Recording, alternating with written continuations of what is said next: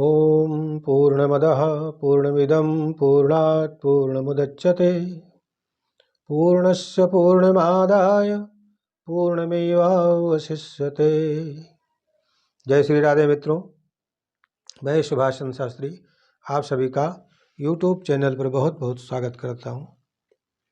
मित्रों, अध्यात्म के डगर में एक एक कदम बढ़ते हुए आज हम भगवान श्री कृष्ण और अर्जुन के संवाद के द्वारा कुछ ग्रहण करने का प्रयास करते हैं।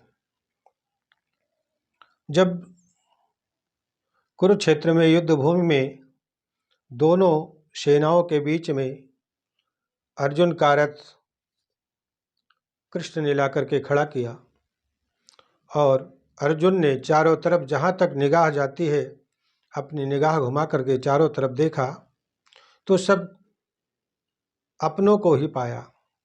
उसमें कोई काका, ताऊ, दादा, भाई, रिश्तेदार,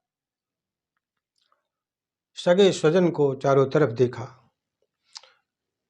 ऐसा देख करके अर्जुन का मन जो है विचलित हो गया, मन व्यथित हो गया और भगवान श्री कृष्ण से कहते हैं कि हे पुरुषोत्तम, हे अच्युत, मैं युद्ध नहीं कर सकता हूँ।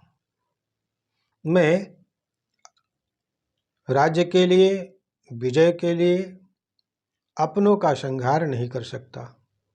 इन सभी को देख करके हमारी इंद्रियां शिथिल हो रही हैं, धनुष बाण हमारे हाथों से छूट रहा है और सारे रोए पुलकित हो रहे हैं, रोए खड़े हो रहे हैं, हमारा गला सूख रहा है, मुख सूख रहा है।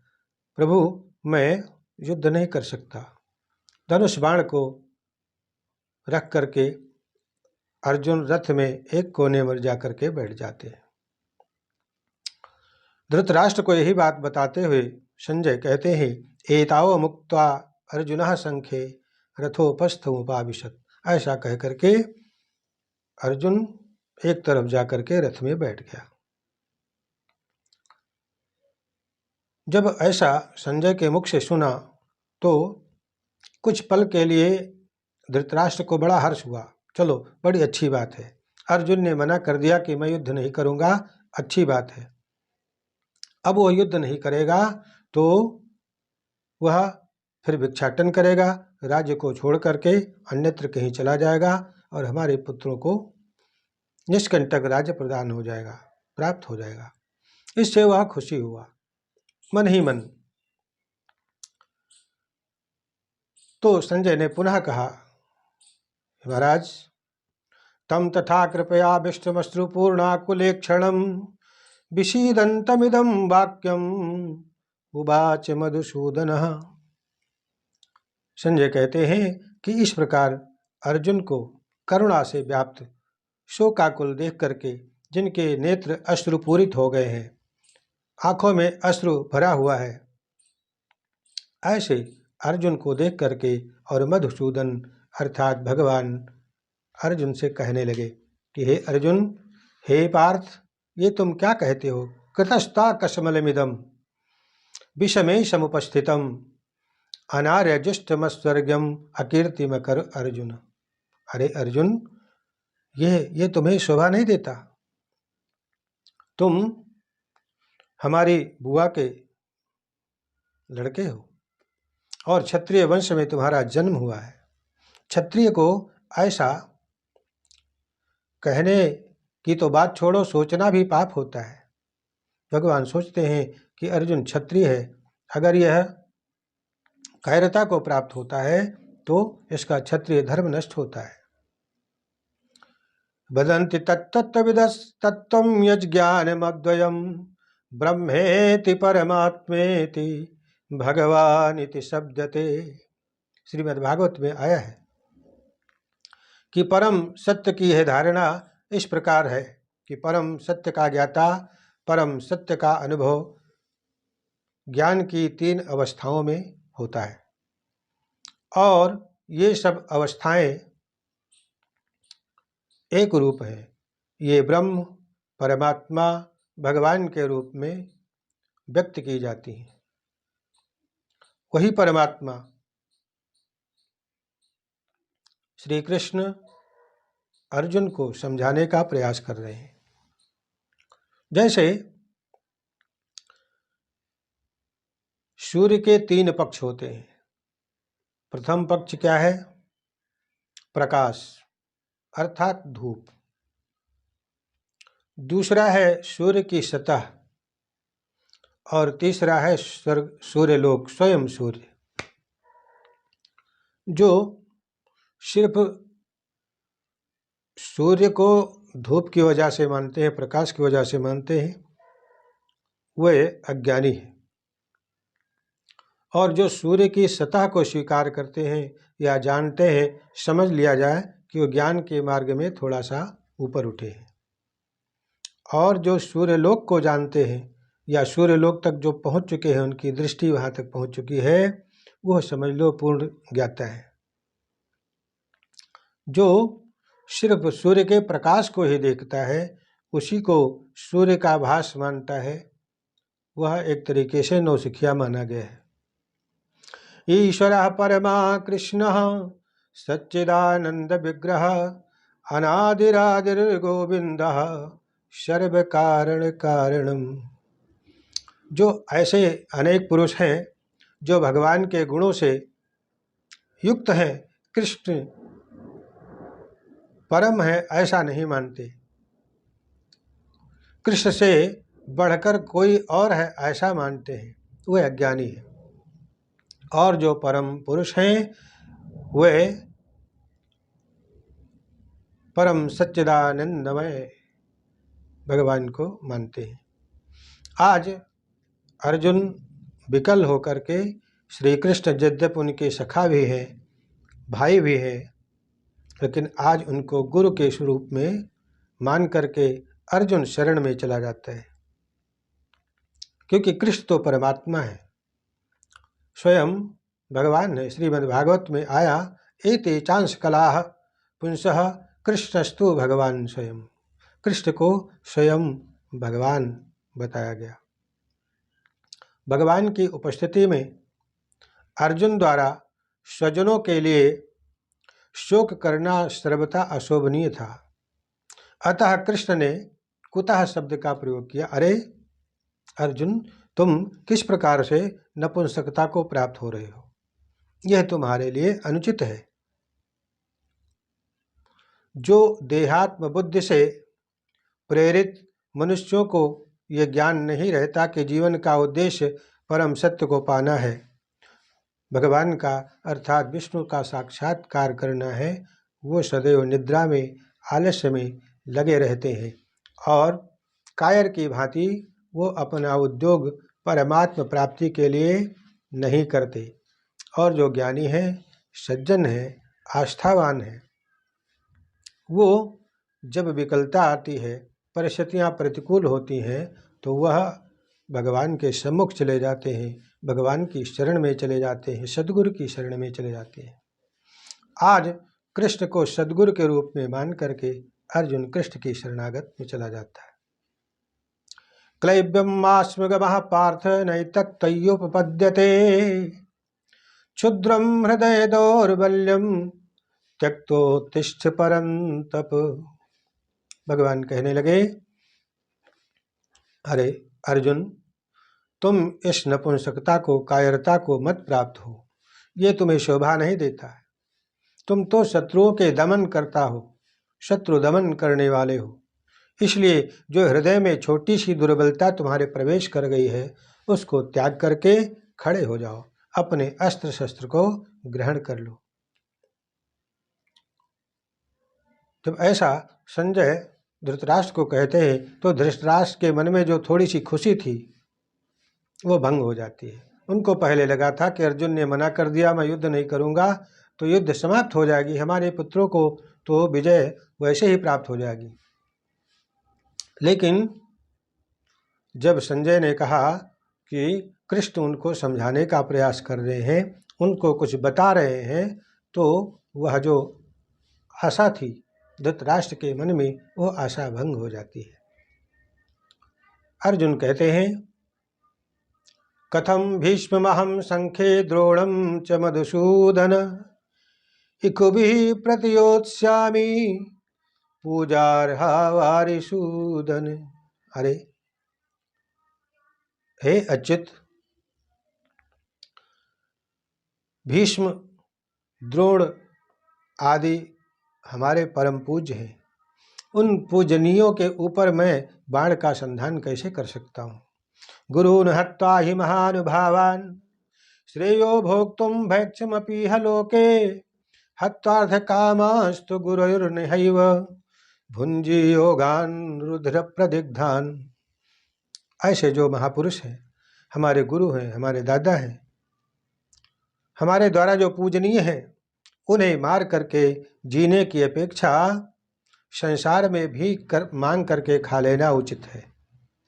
लेकिन युद्ध करना कभी भी उचित नहीं है, हमें ऐसा लगता है। भले ही वे सांसारिक लाभ के इच्छा रखते हों, किंतु हैं तो हमारे गुरुजन, है तो हमारे आदरणीय। यदि उनका वध होता है तो हमारे द्वारा भोग्य प्रत्येक वस्तु उनके रक्त से सनी होगी। हे केशव, लोभ के कारण यदि वो हमें मार डालते हैं तो हमें मृत्यु को प्राप्त कर लेना, गले लगा लेना श्रेयस्कर लगता है, लेकिन युद्ध करना हमें अनुचित लगता है। भला मैं उन लोगों से कैसे युद्ध करूं, उनके ऊपर बाण कैसे चलाऊं। न चैतद्विद्मः कतरन्नो गरीयो यानेव हत्वा न जिजीविषाम। नैचैतद्विद्मः कतरन्नो गरीयो यद्वा जयेम यदि वो न जयेयुः यानेव हत्वा न जिजीविषामः स्तेव स्थिता प्रमुखे धार्तराष्ट्र।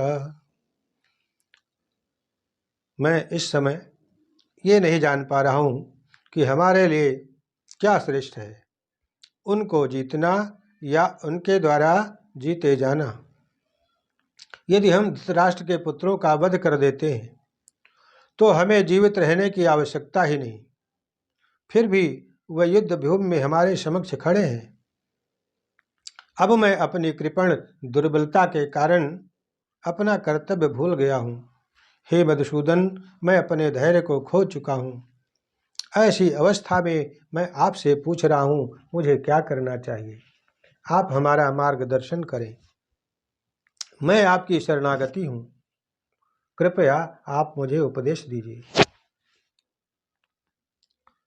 तात्पर्य यह है कि यह प्राकृतिक नियम है कि भौतिक कार्यकलाप की प्रणाली ही हर एक व्यक्ति के लिए चिंता का कारण होता है।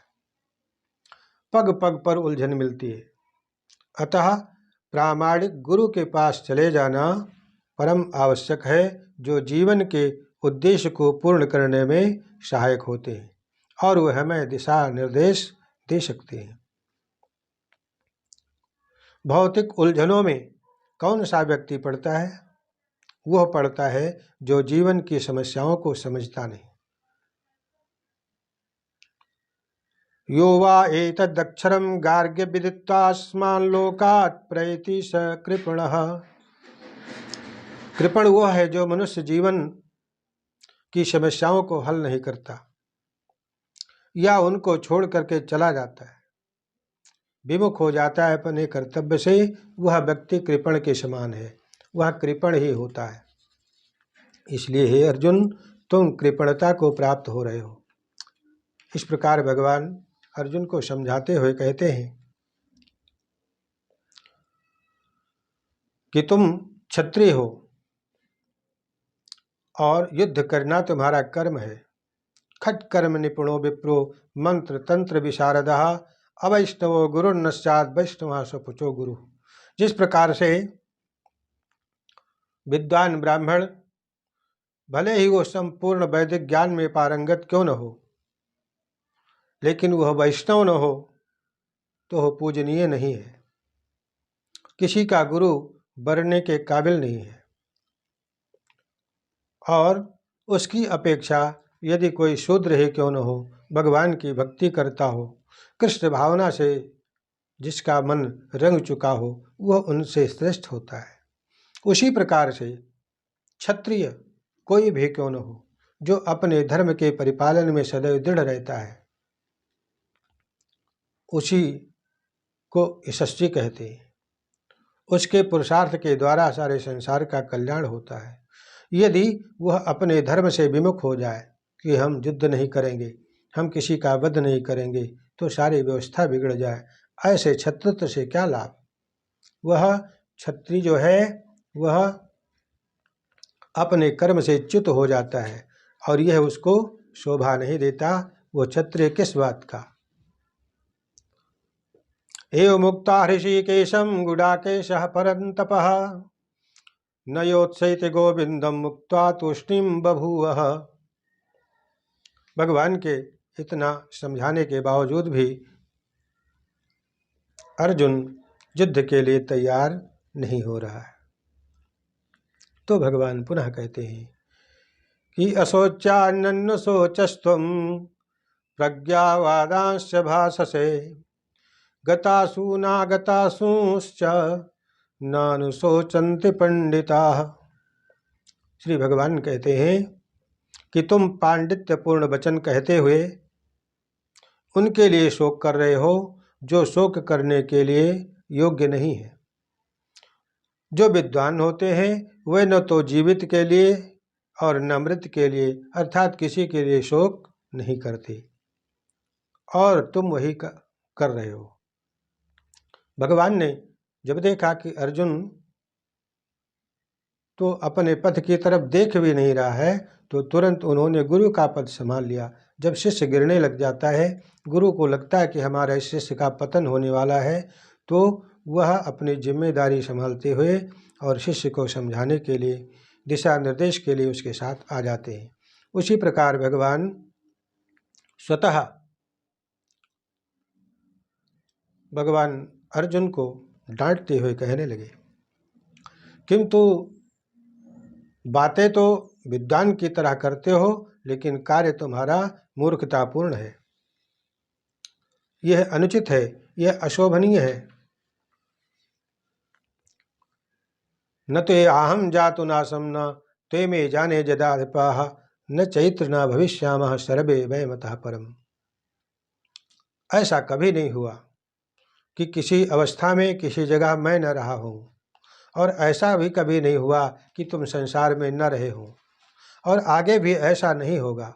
अर्थात हर समय, हर परिस्थिति में, हर अवस्था में तुम भी संसार में रहे हो और हम भी रहे हैं, आगे भी रहेंगे। नित्यो नित्यानां चेतनश्चेतनानां एको बहूनां यो विदधाति कामान् तस्मात्स्थं येनुपश्यन्ति धीराः तेषां शान्ति शाश्वती नेतरेषाम्। जो वैदिक ज्ञान अर्जुन को प्रदान किया गया है वही विश्व के उन समस्त पुरुषों को प्रदान किया जाता है जो विद्वान होने का दावा करते हैं, किंतु उनकी ज्ञान राशि बहुत कम है। विद्वान तो बनते हैं लेकिन जो ज्ञान है वह बड़ा ही सूक्ष्म है, बड़ा ही कम है। भगवान यह सब स्पष्ट कहते हैं कि वे स्वयं अर्जुन तथा युद्ध भूमि में एकत्र सारे राजा शाश्वत प्राणी हैं, और इन जीवों की बद्ध तथा मुक्त अवस्थाओं में भगवान की एकमात्र ही उसे पालक है, पालन करता है। भगवान परम पुरुष हैं तथा भगवान का चिर संगी अर्जुन एवं वहीं पर एकत्र सारे राजा लोग जो है शाश्वत पुरुष हैं। ये सदा रहे हैं, सदा रहेंगे। तुम भी सदा रहे हो, सदा रहोगे। ऐसा नहीं है कि ये भूतकाल में प्राणियों के रूप में अलग अलग उपस्थित नहीं थे। यह मायावादी सिद्धांत है कि मुक्ति के बाद आत्मा माया के आवरण से पृथक होकर निराकार ब्रह्म में लीन हो जाएगा और अपना अस्तित्व खो देगा। यहाँ पर परम अधिकारी भगवान कृष्ण द्वारा पुष्ट नहीं हो पाता है। न ही इस सिद्धांत का समर्थन होता है कि भगवान तथा अन्यों का अस्तित्व भविष्य में नहीं था या भविष्य में नहीं होगा। कृष्ण का कथन प्रामाणिक है। क्योंकि कृष्ण माया वश नहीं है, माया उनके वश में है। ये तर्क तो मायावादी ही कर सकते हैं। गुरु कहते हैं अपने शिष्यों को समझा करके कि भावार्थ ये है कि जो मायावादी है अन्यान्य प्रकार के वही तर्क करते हैं जो माया से ऊपर उठ गए। देहिनोऽस्मिन् यथा देहे कौमारं यौवनं जरा तथा देहांतर प्राप्तिर्धीरस्तत्र न मुह्यति। जिस प्रकार शरीरधारी आत्मा इस शरीर में बाल्यावस्था से तरुणावस्था में और वृद्धावस्था में निरंतर अग्रसर रहता है, उसी प्रकार मृत्यु होने पर भी आत्मा दूसरे शरीर में चला जाता है। धीर व्यक्ति ऐसे परिवर्तन से मोह को प्राप्त नहीं होता। मात्रा स्पर्शास्तु कौन्तेय शीतोष्ण सुख दुख आगमापायिनो नित्यांस्तांस्तितिक्षस्व भारत। हे कुंती पुत्र, सुख तथा दुख का क्षणिक उदय होना, कालक्रम में उनका अंतर्ध्यान होना सर्दी गर्मी आदि ऋतुओं के आने जाने के समान है। जैसे सर्दी आई चली जाएगी, फिर गर्मी आएगी, गर्मी भी चली जाएगी, वर्षा आएगा। इसी प्रकार जैसे ऋतुएं आती हैं और जाती हैं, उसी प्रकार से इस आत्मा का आना जाना लगा रहता है, कभी किसी शरीर में कभी किसी शरीर में। हे भारतवंशी, हे अर्जुन, वह इंद्रिय बोध से उत्पन्न होते हैं और मनुष्य को चाहिए कि अविचल भाव से उन सभी सुखों दुखों रूपी द्वंद्वों को सहन करे, अर्थात इससे विचलित न हो, इन द्वंद्व को अपने ऊपर आच्छादित न होने दे। कर्तव्य निर्वाह करते हुए मनुष्य को सुख तथा दुख के क्षणिक आने जाने को सहन करने का अभ्यास करना चाहिए। वैदिक आदेशानुसार मनुष्य को जनवरी फरवरी अर्थात पौष माघ के महीने में प्रातःकाल स्नान करना चाहिए।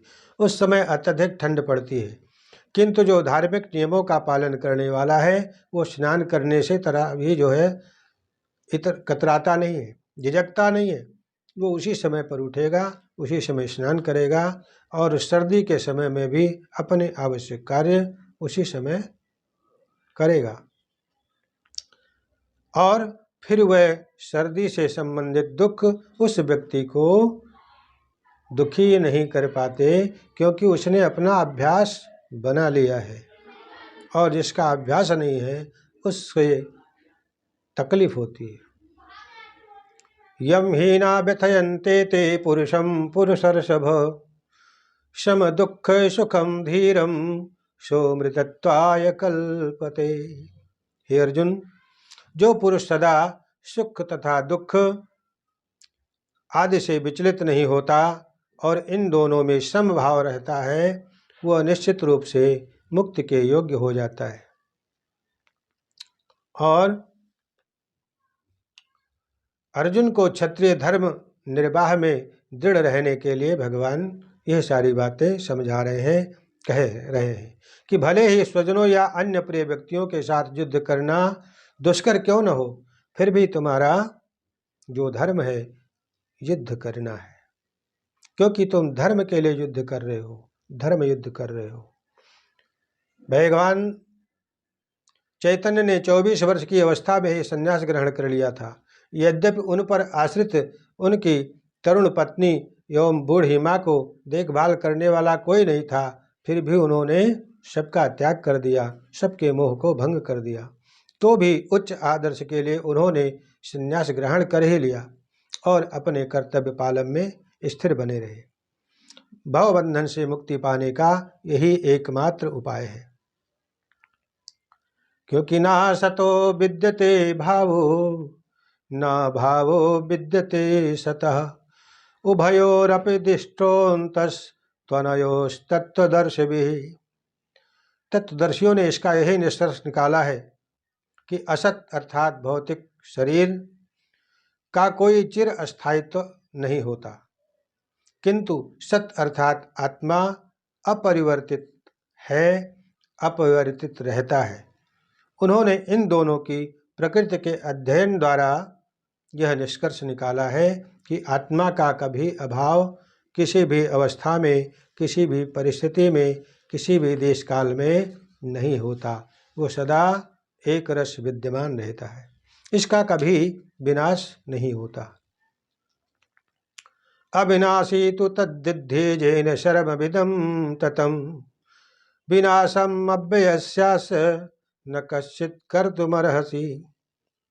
अर्थात जो सारे शरीर में व्याप्त है उसे ही तुम अविनाशी समझो। उस अव्यय आत्मा को नष्ट करने में कोई समर्थ नहीं है, अर्थात उस आत्मा का कभी भी विनाश नहीं होता, किसी के द्वारा नहीं होता, कोई करने में समर्थ ही नहीं है। बालाग्रसत भागस्य शतधा कल्पितस्य च भागो जीवः स विज्ञेयः शानन्त्याय कल्पते। यदि बाल के अग्रभाग को 100 भागों में विभाजित किया जाए और फिर इनमें से प्रत्येक भाग को 100 भागों में फिर विभाजित किया जाए, तो इस तरह के प्रत्येक भाग की माप आत्मा का परिमाप है। इस प्रकार से उस आत्मा का स्वरूप है, सूक्ष्माति सूक्ष्म है। केशाग्रतस्थ भागस्य शतांशः सादृशात्मकः जीवः सूक्ष्मस्वरूपोऽयं संख्यातीतो हि चित्कणः। आत्मा के परमाणुओं के अनंत कण हैं, जो माप में बाल के अगले भाग नोक के 10,000वें भाग के बराबर है। इस प्रकार आत्मा का प्रत्येक कण बहुत हे सोणुरात्मा चेतसा वेदितव्यो यस्मिन् प्राणः पंचधा संविवेश प्राणश्चित्तं सर्वमोतं प्रजानां यस्मिन् विशुद्धे विभवते स आत्मा। आत्मा आकार में अणुरूप है, अणु के समान है, जिसे पूर्ण बुद्ध के द्वारा ही जाना जा सकता है। यह अणु आत्मा 5 प्रकार के 5 प्राणों में तैर रहा होता है। प्राण, अपान, व्यान, समान, उदान। यह हृदय के भीतर स्थित है और देहधारी जीव के पूरे शरीर में अपने प्रभाव का विस्तार करता रहता है। जब आत्मा को 5 वायु के कलमश से शुद्ध कर लिया जाता है तो इसका आध्यात्मिक प्रभाव प्रकट होता है। इस प्रकार अणु आत्मा को सारे वैदिक साहित्य ने स्वीकारा है और प्रत्येक बुद्धिमान व्यक्ति को अपने व्यावहारिक अनुभव से इसका प्रत्यक्ष अनुभव किया है। अण आत्मा प्रभाव रूप से सारे शरीर में व्याप्त है। किसी के मरने या मारे जाने से उस अणुरूपी आत्मा का कभी भी वध नहीं हो पाता, न वह मारा जाता है और न ही उसकी मृत्यु होती है, संभव ही नहीं है। मृत्यु होती है तो शरीर की होती है और वह अणु आत्मा उस शरीर से दूसरे शरीर में जाकर के व्याप्त हो जाता है। अंतवंत इमे देहा नित्यस्योक्ता शरीरिणः अनाशिनो प्रमेयस्य तस्माद्युध्यस्व भारत। हे अर्जुन, अविनाशी, अप्रमेय तथा शाश्वत जीव के भौतिक शरीर का अंत अवश्यंभावी है। अतः हे भरतवंशी, तुम उठो और युद्ध करो। ययेनं वेति हन्तारं यश्चैनं मन्यते हतम् उभौ तौ नाभिजानीतो नायं हन्ति न हन्यते। जो इस जीवात्मा को मारने वाला समझता है तथा जो इसे मरा हुआ समझता है, वास्तव में वो दोनों ही अज्ञानी हैं, क्योंकि आत्मा न तो मारता है और न ही किसी के द्वारा मारा जाता है। अर्थात इसे कोई मार ही नहीं सकता और यह भी किसी को मारता नहीं। मा हिंस्यात् सर्वभूतानि, अर्थात किसी भी जीव की हिंसा न करो, ऐसा अहिंसा धर्म बताता है। लेकिन जब वही जीव विशेष रूप से समाज को दूषित कर रहा हो, दुख दे रहा हो, तो उसका मारा जाना उचित होता है, दोनों दृष्टि से। एक तो संसार के कल्याण के लिए, दूसरा उस जीव के कल्याण के लिए, क्योंकि उस शरीर से उसका मोक्ष प्राप्त हो जाएगा। और आत्मा तो सदा अविनाशी है, वो तो कभी मारा जाता ही नहीं। इसलिए हे अर्जुन, इन भावों को समझते हुए तुम अपनी कायरता का त्याग करो। न जायते म्रियते वा कदाचित् नायं भूत्वा भविता वा न भूयः अजो नित्यः शाश्वतोऽयं पुराणो न हन्यते हन्यमाने शरीरे। आत्मा के लिए किसी भी काल में, किसी भी समय में न तो जन्म है और न ही मृत्यु है। वह न तो कभी जन्मा है, न जन्म लेता है और न ही लेगा। वह अजन्मा है, नित्य है, शाश्वत तथा पुरातन है। शरीर के समाप्त होने पर, अर्थात शरीर के मारे जाने पर या मरने पर वह कभी नहीं मरता, न मारा जाता है। अतः इन बातों को मूल रूप से समझ लो और तुम अपनी कायरता का त्याग करके युद्ध के लिए तैयार हो जाओ। इस प्रकार भगवान अर्जुन को उपदेश कर रहे हैं। एपिसोड काफ़ी लंबा हो जाएगा, इसलिए इस प्रसंग पर हम आज यही विराम लेते हैं। मित्रों, अपना समय निकाल करके इसको अवश्य देखें। इस एपिसोड को आपके लिए, मानव समाज के लिए बड़ा ही कल्याणकारी है। एक कदम अध्यात्म की ओर, इसमें आप सभी हमारे साथ अवश्य भाग लें और इसका अनुसरण करें। वीडियो को लाइक शेयर कीजिए और चैनल को सब्सक्राइब करिए। जय श्री राधे।